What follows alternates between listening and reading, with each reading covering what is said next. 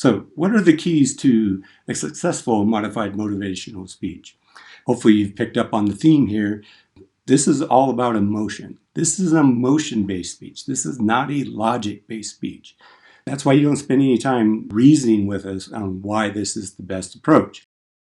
The only way you're going to get people off their butts and doing something is if you hit us with an emotion. People don't get up off their butts and do something because it makes sense. They only do it because their emotions are compelling them. So this speech is all about emotion. Hit us with emotion, emotion, emotion. So what is the second key? Emotion, right? Because I just said, this is an emotion-based speech. People tell me this is one of the hardest speeches to do in person. I'm wondering how this is going to go when we do it remotely. It's a hard speech to do because you have to be willing and comfortable to demonstrate the emotion that you are after. I should probably clarify that when I'm talking about emotion, I tend to think of, like crying and sad and all that stuff. Not necessarily. It doesn't have to be a sad speech. A lot of times it is a sad speech, but that doesn't have to be a sad speech. Laughter, humor can be a powerful emotion, but it's that gut reaction. Something has to be compelling us forward. The person that did all 4 of his speeches on zombies, he did a great final speech where he was trying to persuade us to sign up right here, right now, to take his zombie killing class.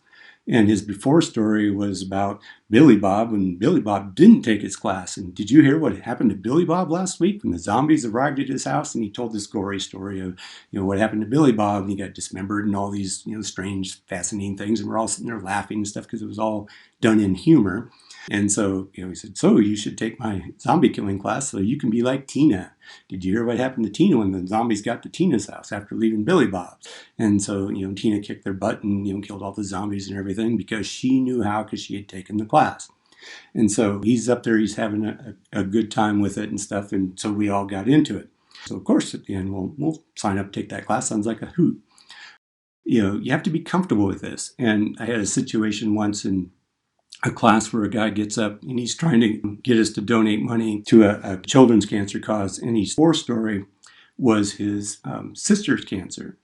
And he gets up and he starts talking about his 8-year-old sister who died of cancer. This guy was like a burly muscle builder type of guy. And I don't care how big you are, when you get up and you are talking about the death of your 8-year-old sister, what's going to happen? You're going to start to cry.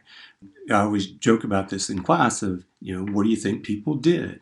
Did people sit there and snicker at him and was like, oh, look at him, he's crying? It's like, no, he had him in the palm of his hand because it was real. When somebody gets up and expresses a real emotion, that is better than greatest motion picture ever because it's real, it's right there. And then he talked about donate money to this organization. They told a story of another kid who was helped by this organization that's now playing Little League Baseball and all this stuff. And it was kind of a cheery ending. But after his speech was done, he said, got to the end, I want you to donate money. But after he was done, it's kind of the kumbaya moment. Everybody came together, gave him a hug, stuff like that. And it was real intense. And so I was like, okay, who's really going to want to follow this? And so it's like, okay, so who wants to go next? And this guy's hand shot up immediately. He's like, I want to go.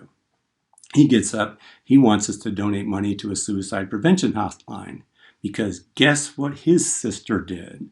Of course, he starts talking about his sister's suicide. He starts crying. Everybody's in the room's crying. And so after we were all done with speeches that day, you had to debrief and decompress a bit. And it's like, that was pretty intense. How many of you wish you had not come to class today? Not a single hand went up. And it's because we're there for each other. Like I said, it's a powerful experience. It's a real human experience. And there's something we can do about it. And so when you give us this option of, here's a sad story, but you know what? Can you give $1 to the suicide prevention hotline or to this cancer organization? If you can give $1, you can help these people. There's something valuable for us as audience members to experience that. And so be comfortable with expressing the emotion that you are trying to elicit. I may have mentioned it early in the semester. I had a woman in class a number of years ago that was super bubbly, super excited. She could not do depressed to save her life. She was just happy, bubbly type of person. Well, she got up And she was trying to get us to donate money to a cancer society that focused on children. And because she was so bubbly, all talking about how these children are all dying, left and right. And it's just, there was a total disconnect between, her natural rhythm, which was this happy-go-lucky, and telling these sad stories. And so, what I'm trying to say here is you have to be able to express the emotion that you're after. She was trying to be depressed or trying to be sad, but she could not physically do it. That's not her. So what she needed to do was to flip that around. And, she could have talked about, we are this close to curing cancer. Yay. And that totally would have worked. So she had to just flip it, do a 180 on it. So rather than trying to get us to feel sad about children dying of cancer, she needed to get us to feel excited about we are this close to curing childhood cancer. And so be able to express that emotion. I cannot do, cheery, rah-rah types of speeches. I can do depressed really well. So I would go with a, kids are dying type of speech, where she needed to go, we are this close to curing cancer type of speech. So just be comfortable.